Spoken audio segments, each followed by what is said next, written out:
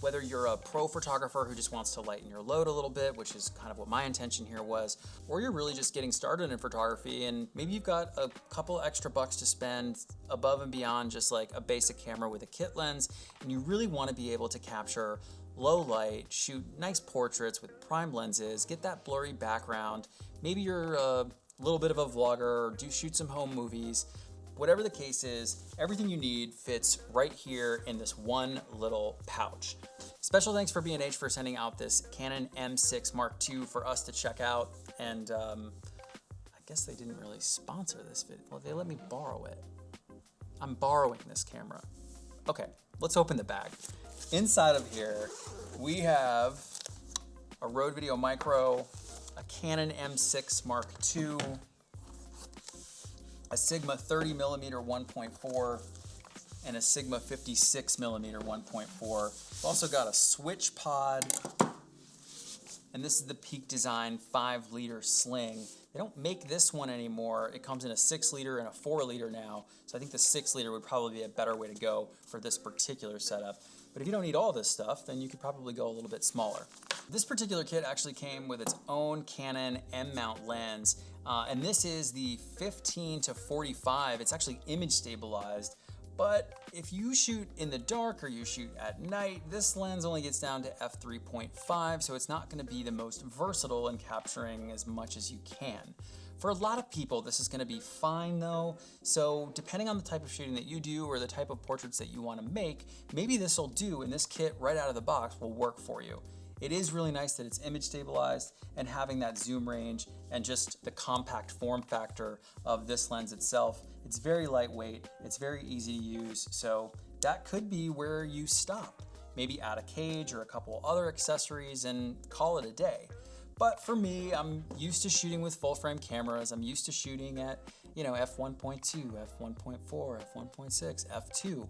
I'm just used to being able to capture more light in the photos and, retain those blurry background or bokeh. Bokeh, it's up for debate, so argue it out down in the comments. The reason this camera was really attractive to me was because of what you can get in third-party lens solutions, and Sigma showed up to the party. I've always been a fan of Sigma lenses. My favorite lens is a Sigma 20mm for my EOS R. There's another video about that on this channel. You should go check it out.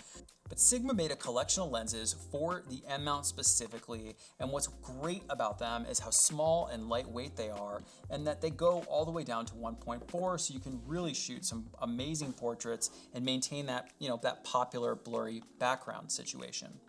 So I've got the 3-lens kit here. It's going to be a 16mm, a 30, and a 56. And because this is an APS-C size sensor, it'll have a crop. So a full frame equivalent, that'll give you 25.6 millimeters in the 16mm, 48 in the 30mm, and 89.6 in the 56mm. I think the 56mm at this point is probably my favorite one of these three. You hear a lot of YouTubers talking about the 85mm and how great it is for portraits, and that's absolutely true, but the problem with an 85mm on a full frame lens is they're fucking gigantic.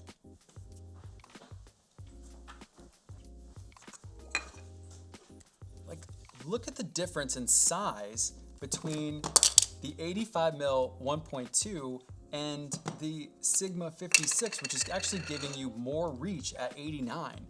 This thing weighs a couple of pounds, and this is less than half a pound. It's just so much easier to carry this around than it is carry this around, just end of story. So putting together a small lightweight kit for me to just take out like on an off day or just a hobby day, just like having a small kit to throw in the car with me to where if I need to do a little bit of video, I can do that and not be totally disappointed with what's coming out of this small body APS-C camera. But if I wanted to do some photography or some portrait shoots and just use a smaller camera that's less obtrusive and just kind of bop around town to do street photography, it's great to have this small lightweight kit that fits in a tiny little bag. No one's gonna be, suspecting that you've got a whole bunch of camera gear in your big camera backpack, and it's certainly gonna save your back. So the M6 Mark II kit comes in a couple different configurations. You can purchase just the body only, you can purchase it with a kit lens, you can also purchase it with the EVF, the electronic viewfinder. Now, you're probably used to most cameras where you can have a little eyelet and you put your eye right up to that camera, but this camera comes really just only with the back screen here. And most of the time that's actually not a downside, but if you do like having the eyelet, it's nice that they give you this option and it goes right into the hot shoe mount. It's super clear, it's nice and clean, and it's actually kind of nice that it's like kind of off the camera a little bit. It's really comfortable for it to be up here and you're not like completely smudging your face against the back of the screen either.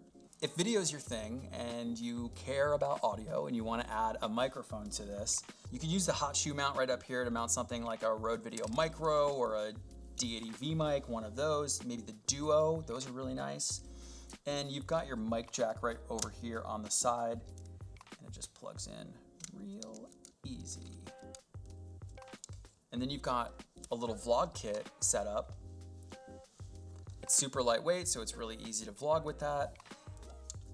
But the one thing if you're a vlogger is you're looking for that flip out or flip up screen. So what I did was picked up this little cage, and for photography it was nice. It just made it easier, gave me a little bit more of a grip to hold on to. There's a few different versions of this. You don't have to get like the full cage version. They have just like an L bracket to give more of the grip. But with the cage, it'll relocate your hot shoe over to the side over here so that your mic is out of the way, which allows you to continue to use your flip up screen so you can still see yourself as you're, vlogging or filming yourself. And you've got better audio over here. The direction it's pointing is still at you enough to enhance your audio, especially like leaps and bounds above what you would get just out of camera itself if you didn't add an auxiliary microphone. What's cool about this little cage is it has a built-in Arca Swiss plate, so if you're adding it onto a Gorilla Pod or a Switch Pod, like what I've got here, that plate's already built in and it'll be flush with the bottom of the camera so you don't have like a clip protruding out of the bottom. But yeah, this is like super, super lightweight vlog setup. Yeah, that'll do. So if you upgrade your lens to something a little better, it's still super lightweight. You've got f1.4 on these lenses. I can't say enough about this. I'm very impressed with what Canon has done with the specs of this APS-C M-mount camera. The M line of cameras has a lot of fanfare for sure. The Canon M line is comparable to the A6600 from Sony or 6500, that whole 6000 series, the APS-C size. So if you've been looking at one of those Sonys, definitely look at this too. I think for a photographer, this is the better route to go. I'm not going to get into a Sony versus Canon on the video specs thing, but I think there's a lot of people that are really happy with the 6000 series of Sony cameras out there. Coming from a grouping of Canon cameras, and just that's what I've been used to. I do have a little bit of Canon bias, but as far as the specs go on this thing, it shoots at a really high frame rate, so you're able to really capture the action. You've got a whole bunch of different video specs, and this isn't a spec video, so I'm not going to go into it. There's links down below in the description, and you can check out all the specs for yourself and see if it's going to match up to your shooting style. I think a lot of YouTubers take it a little bit too far with the specs and just freak out about 120 frames per second or whatever the thing is of the day to be excited about, but this is a completely capable camera, and especially in the hands of, whether you just put it in auto and have a fun day, or you put it in manual and really dial things in, you know what you're doing, you'll be very pleased with this camera. So yeah, it even comes in a couple different colors. So you can get this vintage silvery look if that's what you're into, or just go straight black. I think they even make a whole white version of this camera. Maybe that's the M50. Maybe that's another one for you to check out. I'll leave a link for that too. But in any event, this is a great solution for a weekend photographer, just a hobby photography situation. If this is going to be your first camera, go for it. All together with the 3 Sigma lenses, really everything right here, mic included, and the Sling from Peak Design, I feel like we're coming in under $2,000 here, or maybe even a little bit less. So maybe you don't need to spend 60 bucks on a microphone. Maybe you don't need to spend 100 bucks on a camera bag because you already have it. Maybe you don't need a switch pod because you're not a vlogger. Maybe you don't need the EVF because you're totally cool with just shooting on the back of the camera like you're used to doing on your phone. Great.